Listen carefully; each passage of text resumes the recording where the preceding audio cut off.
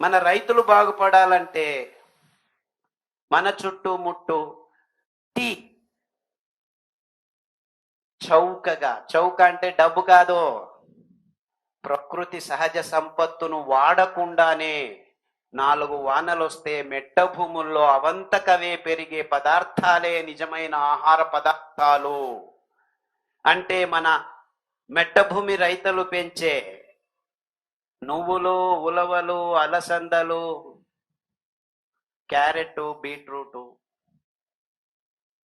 దొండకాయలు, సొరకాయలు, దోసకాయలు, బూడిద గుమ్మడికాయలు, ఇలాంటి పదార్థాలే నిజమైన ఆహార పదార్థాలు. ఎందుకంటే హృదయ రోగాల్ని అరికెలు, సామెలు మూల ఆహారంగా దోసకాయ, సొరకాయ, బూడిద గుమ్మడికాయ జ్యూసుల్ని తాపిస్తూ పారిజాతం ఆకు, రావి ఆకు, గరికె ఆకు కషాయాల్ని తాగిస్తే 95% హార్ట్ బ్లాక్ అయింది. ఆల్రెడీ 2 స్టంటులు వేశారు, ఇంకా 3వ స్టంట్ వేయలేము, ఓపెన్ హార్టర్ సజ్జేస్తాము, తర్వాత కూడా నీవు బతుకుతావో లేదో మా క్రాస్ ద ఫింగర్స్ అని చెప్తే అప్పుడు ఇంకా దిక్కు తెలియక వీడేమంటో బాగుపడతానో లేదో లేదా అంటున్నాడని చివరికి ఎవడో ఖాదర్ ఇలా చెప్పాడని ఆ జ్యూసులు, ఆ కషాయాలు అది తింటే 9 వారాల్లో ఇతను కూర్చొని లేచేదానికి వీలు కాకుండా వాడు బుడబుడ అని 6 కిలోమీటర్లు నడవడం మొదలు పెడితే డాక్టర్ చూసి ఇదేమిటి, ఎక్కడ పోయింది నీ హార్ట్ బ్లాక్ అని అడిగితే జ్యూసులు తాగాము, కషాయాలు తాగాము, ఇలా బాగవుతుంది. కషాయాలతో రోగాలు బాగవుతాయా? కషాయాలు తాగితే ఇలా బాగవుతుంది, అది ఎలా బాగవుతుంది? మేము నమ్మము. నువ్వు నమ్మొద్దు బాబు, కషాయాలు తాగు, హార్ట్ బ్లాక్ ఉంటే కరిగిపోతుంది, తర్వాత నమ్ముదువులే. ఇలా ఒక్కరు కాదు, ఇద్దరు కాదు, వందల వేల మంది బాగు చేసుకుంటున్నారు. ఎందుకంటే ఈ కషాయాలు ఇప్పటికీ రోడ్ల మీద అక్కడ పెరుగుతూ ఉన్నాయి. ఎవడు 1 నయా పైసా ఖర్చు పెట్టాల్సిన పని. అరికెలు, సామెలు, కొర్రలు, అండు కొర్రలు 4 వానలు వస్తే అవంతకవే పెరుగుతాయి. ఎవరు ఏమి కష్టాలు పడాల్సిన పని లేదు.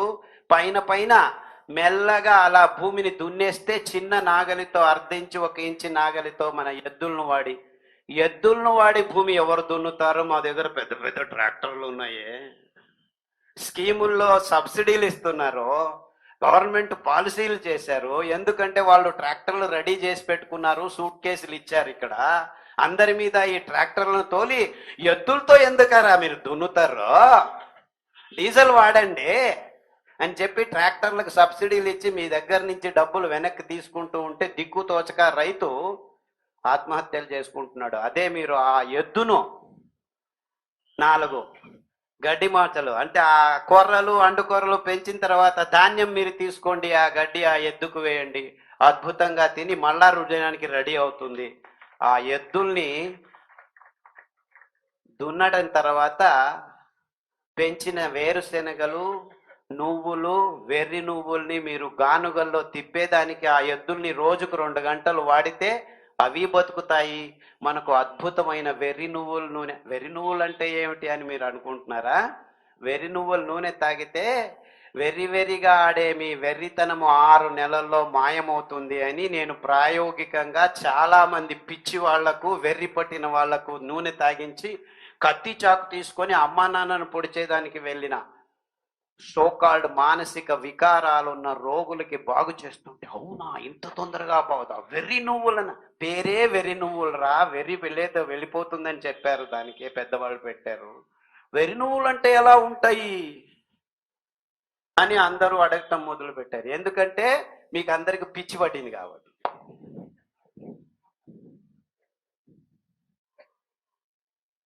వెర్రి నువ్వులు అవంతకవే పెరుగుతాయి. 6 కేజీలు 7 కేజీలు ఒత్తితే 1/4 లీటర్ నూనె వస్తుంది. ఇన్ఫ్యాక్ట్ పూర్వీకులు మీ నెయ్యి కంటే అతి అద్భుతమైన రుచి ఉన్న పదార్థం ఏదైనా ప్రపంచంలో ఉంది అంటే అది వెర్రి నువ్వుల నూనె. ఇన్ఫ్యాక్ట్ నైవేద్యానికి వెర్రి నువ్వుల నూనెతోనే పులియోగర అలాంటి పదార్థాలని చేసేవాళ్ళు ముందు మన దేవాలయాల్లో. ఆ వెర్రి నువ్వుల నూనె వాసన తగిలితే చాలు మీ బుద్ధిమాంద్యం బాగవటం మొదలు పెడుతుంది. అలా ఈ autism, specially born child, differently abled, బుద్ధిమాంద్యం, ఇలా వేరే రకరకాలుగా పేర్లు పెడుతున్న చాలా మంది పిల్లలు ఇప్పుడు పుడుతున్నారు. 128 మంది. మన దౌర్భాగ్యం అది. మన ఆరోగ్యం ఒకవైపు పోగొట్టుకోవటం ఒక అంశం అయితే, పుట్టబోయే పిల్లల్ని సరిగ్గా పుట్టించుకోలేని దౌర్భాగ్య స్థితికి మానవ జాతి దిగజారింది గడిచిన 20-30 సంవత్సరాల్లో. అది మీరు తింటున్న ఆహార పదార్థాలే ముఖ్య కారణమని ఏ డాక్టరు చెప్పకపోవటం వల్ల. లేదు చేపలు తినండి, అందులో ఓమేగా యాసిడ్స్ ఉన్నాయి. ఓ మై గాడ్, అది తింటేనే మీ పిల్లలు బుద్ధిమాంద్యులుగా పుడుతున్నారు. అందులో లెడ్డు, పాదరసం ఎక్కువయిందని ఏ విజ్ఞాని చెప్పటం లేదు. మీకు అర్థమవుతుందా? ఇంత సరళంగా ఉంది విషయము.